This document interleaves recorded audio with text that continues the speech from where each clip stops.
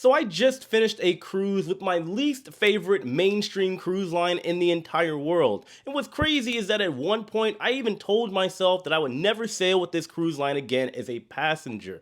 However, I decided to give them a shot at redemption, and redeem themselves they did. Well, at least somewhat. The cruise line that was at one point on my naughty list would be the Mediterranean Shipping Company, better known as MSC. I would be sailing on their newest ship on the first paying passenger sailing the MSC Seascape. This ship holds 5,200 passengers, has 19 decks, 11 restaurants, 20 bars, 13 pools and hot tubs, and a giant robotic arm ride that looks like it was taken straight from the Bionic bar on Royal Caribbean ships. But we'll get to that later. By the way, before we get too deep into this ship size review, I probably should have said this earlier, but here on this channel, when I do my reviews, I do talk about the good, the bad, and the ugly. So for all of you MSC lovers and loyalists out there, you're going to have to brace yourself for this one, because I'm not going to fluff this cruise line up to be something magnificent. Great cruise line, they've changed a lot of things. However, I am going to be extremely objective, as I believe there are pros and there are cons to literally everything. Also, this video is brought to you by Touring Plans Travel Agency. If you want to book a cruise, a theme park, or any type of vacation experience and make it the vacation of a lifetime, check them out. The link will be in the description box below. So starting with the pricing, I do have to note that MSC without a doubt has some of the best deals and affordable pricings when it comes to vacations on board their ships or within North America. I would pay $1,700 for what's known as a deluxe balcony for both myself and my girlfriend Lauren. That also included the drinks, the Wi-Fi, and even the gratuities, aka the tips.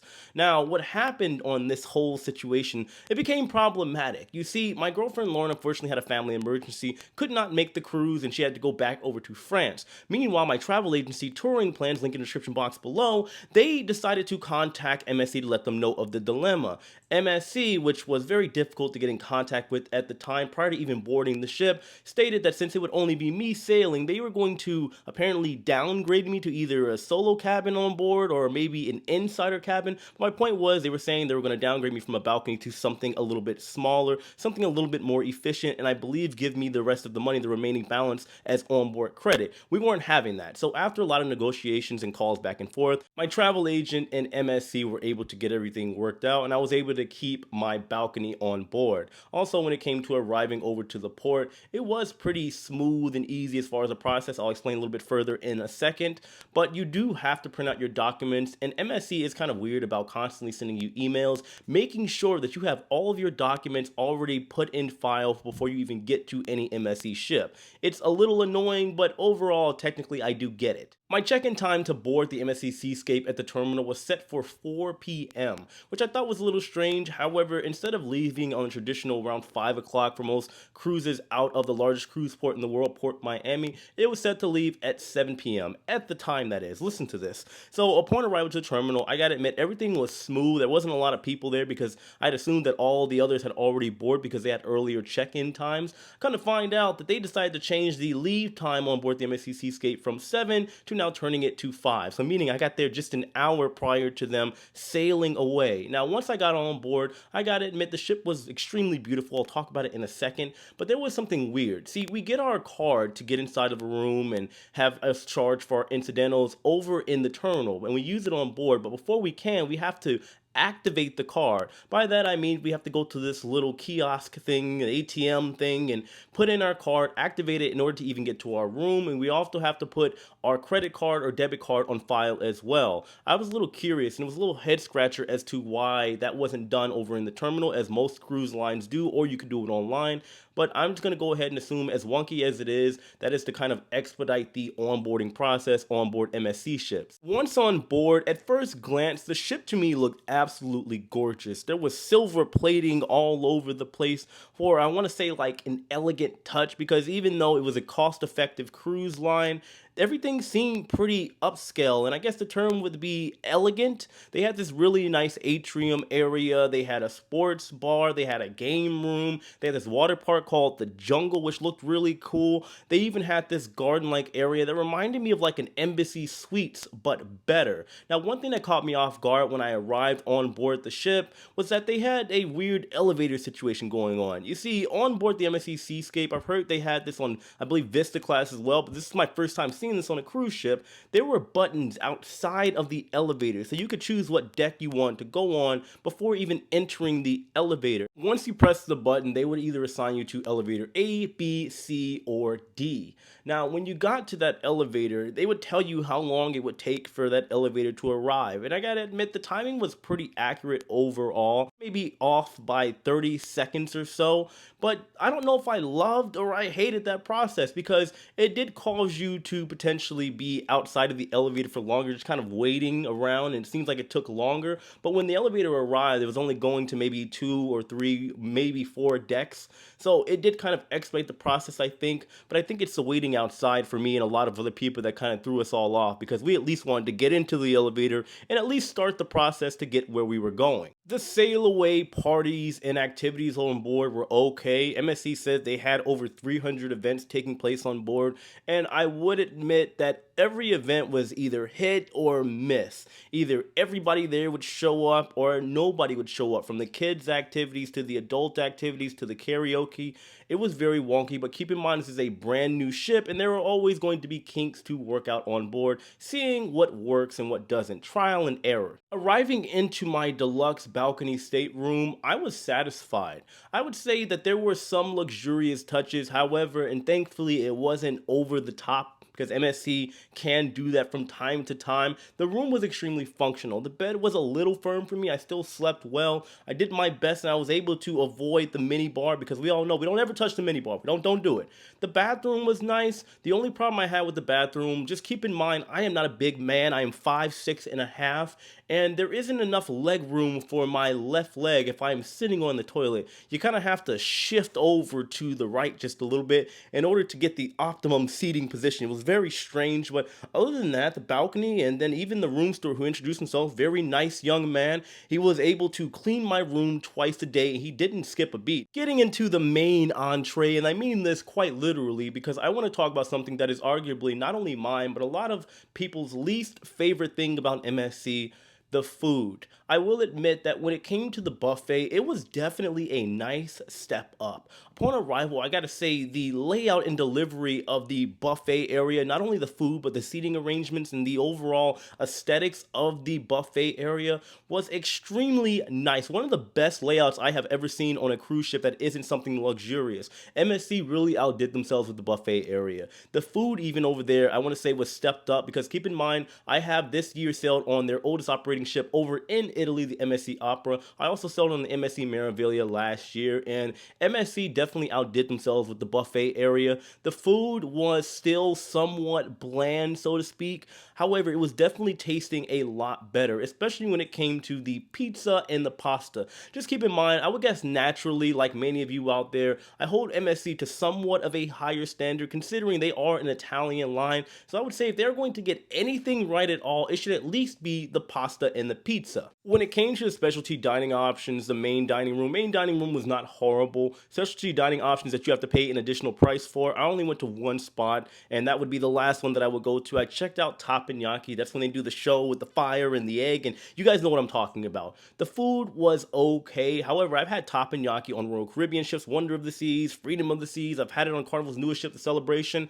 The show alone, the entertainment value is better on the Carnival and Royal Caribbean ships, which that turns out to be a kind of theme with MSC, and the food was bland. Now, many would argue that when it comes to MSC, since they are an Italian line, that us poor Americans, we don't have the palate for the Italian food. It's different to that of people over in Europe. Just keep in mind that I have spent a lot, and I mean a lot of time, most of you know, over in Europe, primarily in France, Italy, and Spain, some of the food capitals of the world. And I still personally say that when it comes to the food, the culinary side of things on MSC ships, it's like they're afraid to put salt and pepper on the stuff. Now, people get confused when I say salt and pepper. I just mean that in a very general term as far as seasoning. They gotta spice their stuff up a little bit. Just not too spicy. Just a little bit so that gives things a little bit more flavor. I would also like to add, and this one's gonna really grind some of your gears, there is no free ice cream anywhere on board MSC ships. There are a couple gelato shops around, however, you have to pay a minimum of $4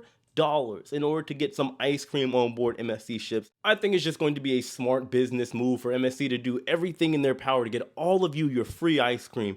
If it's one thing you don't mess with, it's people and their ice cream with their chocolate syrup and their jimmies. That's sprinkles for all of you common folk. Looking at the overall environment on board, I would say there are definitely a set of pros and cons to this. By that I mean MSC definitely caters to an international crowd. When it comes to the shows, there is typically an American host, a cruise director, and a translator that is there, so it takes twice as long because the messages always have to get across in multiple languages.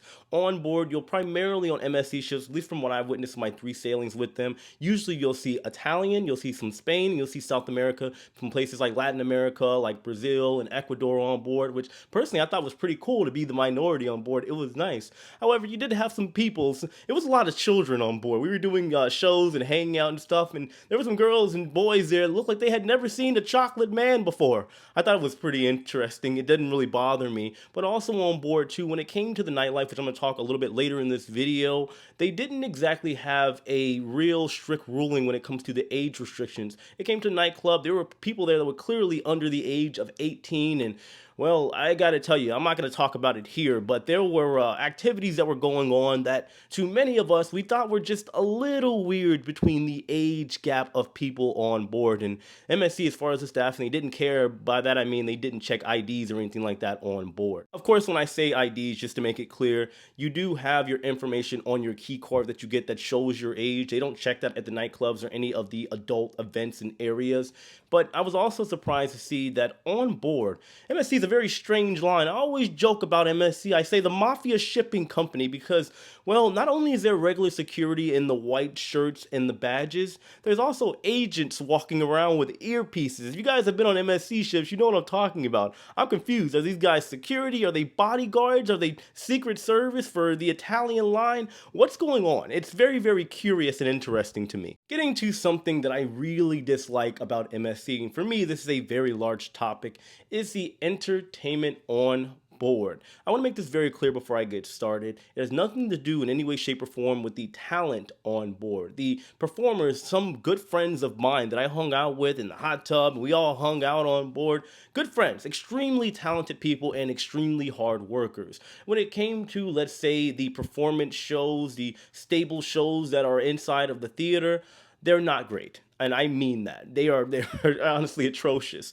And it's because of one reason. MSC does tend to not really focus on the quality of the shows, but more so the quantity. For example, on board the MSC Seascape, the performers are doing not 1, not 2, not 3, but 6 different shows on board, as well as participating in the activities that are also taking place on board. Most of you may not understand because you don't come from an entertainment background, but when I worked for NCL, for example, on the NCL Escape, I only had one show. We had one show that was well choreographed that we worked at the practice facility. Keep in mind, MSC doesn't have one of those. Carnival does, Royal Caribbean does over in Miami, MSC does over in the city that I live in now, over in Tampa. Virgin has one over in Orlando. MSC does not. So when it comes to the process of working on a show, building a show, installing it in for quality purposes to entertain all of you, they just don't have it. We worked on one show, and even on my ship, there was a total of 3 different shows. We had Choir of Men, we had the Brat Pack, and then we had After Midnight, the show that I was in. They have 6 different shows, which ends up unfortunately turning into like a copy and paste cookie cutter show. It's the same show with this LED board that they changed the background with for every show, a couple different props and some different music, but the choreography is all or more or less the same. The streamlined story of the show is the same. They have some choreographed dances and they bring in the contortionists, and it's pretty much the same theme for every single show. It's actually kind of annoying, and honestly, I didn't see every show because me, like many others on board that I interviewed and talked to, it was so repetitive that we just felt like skipping a couple days before going back to the next show. There was also a cabaret that they had going on throughout the days, which was not bad at all. It was just kind of, again, sort of copy and paste. They bring in like a hula hooper and audience participation, nothing too crazy. And just keep in mind, guys, I'm not just speaking out of my mouth. Most of you know I am a former crew member. I worked for Carnival, Norwegian, and Virgin, producing shows for them. I also worked for for the Harlem Globetrotters, traveling to over 30 countries with them, working for them for 6 years. And I also worked at theme parks between SeaWorld, Universal, and a theme park over here in Busch Gardens for the past 7 years. So I'm not saying I know what I'm talking about. I just have the experience to the point to where I believe that I do have a different understanding than most people that have never performed in a production show before. Of all the shows, I want to say I like Nina Sky. She is one of the singers on board. She did a Whitney Houston tribute. It was not bad. Unfortunately,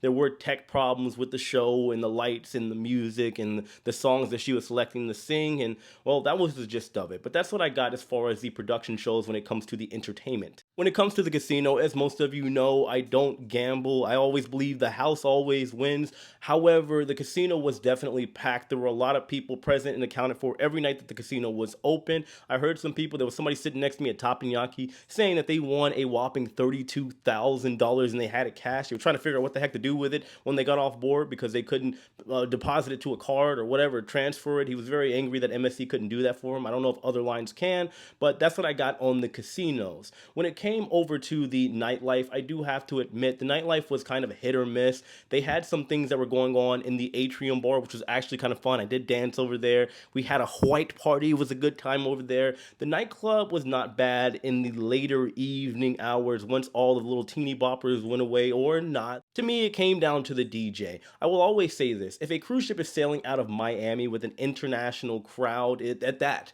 they have to come with it. The DJ was okay. I never saw the DJ, but a lot of people were complaining that the music was not as flavorful as they would have hoped and they would have liked. It was very stereotypical. You know, the usual cha-cha slide and all the other streamlined dances that honestly everybody is probably tired of hearing at this point. We understand why it's done in order for audience participation, people to get their butts out of the seat and dance, but it became a little too repetitive for a lot of people, especially when it came to the nightclub. I would also like to add something that kind of bothered me is when it came to all of the dance events, whether it be during the day or during the evening hours, it was always kind of like a dance long thing. All of the activity members, the crew, they would come in and just kind of walk everybody through the steps of what to do and what not to do.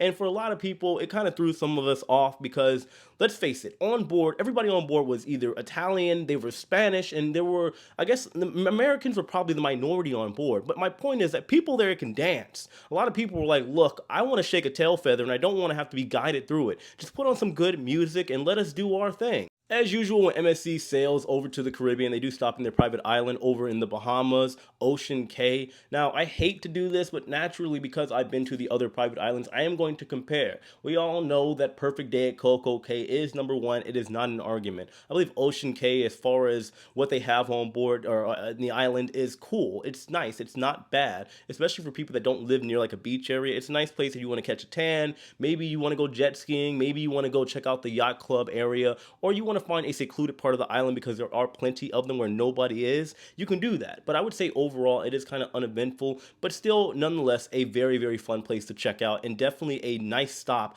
in the itinerary when it comes to sailing with MSC to the Caribbean. Oh yeah, before I forget and we sail over to disembarkation, that process was, I'll talk about it in a minute. They do have this arm thing called the Robotron, and just like so many other things, you do have to pay an additional price for it. I believe when I was there, it was $10 for the ride. And I gotta say, at first I thought it was just kind of there to be there, like a novelty, you know, just to say, hey, we got this ride here and you should come check it out. I was surprised. I had a good time on that ride. It was a lot of fun. I will definitely be doing that again. Not bad. Now, overall, I will say that the rides on the MSC Seascape was pretty cool, but a lot of people, kids, were complaining so far that the areas that you could go to, the water activities and stuff, while it was cool, they were hoping there would be more, which I would say that was more of an opinion when I interviewed a lot of people, including kids. However, they have the game room with a lot of technologically advanced stuff, virtual reality simulator. They have that garden area with a bunch of pools and hot tubs. They have the water park area, which I thought was extremely cool, that jungle area, and they have Robotron. I would say as far as families go, with their activities that they have on board, MSC is definitely probably one of the top in the line as far as those activities, with the exception, of course, like maybe like a Carnival or a Royal Caribbean. The disembarkation process Getting off the ship was fairly quick and simple and easy, but once we got into the terminal, it was a giant mess.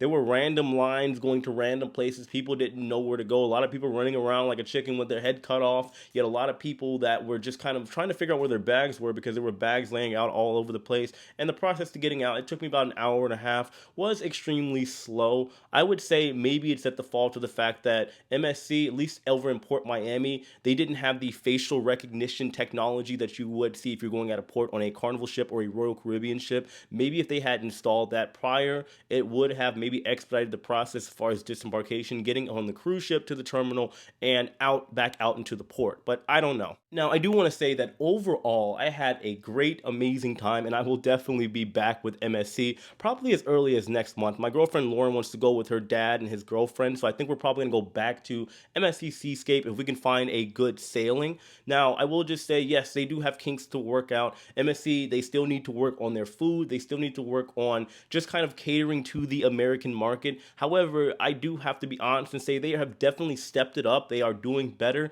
And as long as they listen to customer feedback, MSC, let's be real. You guys, most of you know, MSC is the second largest shipping company on planet Earth. They've got the bread. They've got the cheddar. They got the money. If they were able to streamline and figure out a good system, they could easily take over as number one in the cruise ship industry. I want to say within a decade or two. And I legitimately mean that. And from my understanding right now, talking to a lot of the marketing teams and people that are involved with MSC, there is unfortunately a big battle, some turmoil going on between, because there's two different branches, right? There's MSC like the world, Europe and stuff like that. And then there's MSC USA. Apparently MSC USA is doing really, really well. And I don't know if they don't like it or what. Who doesn't love money? But at the end of the day, they're all under the same umbrella. So why is it an issue?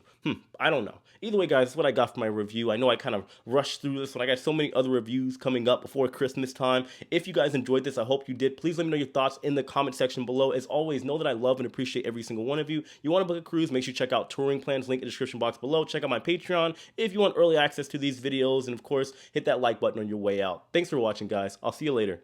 Take it easy.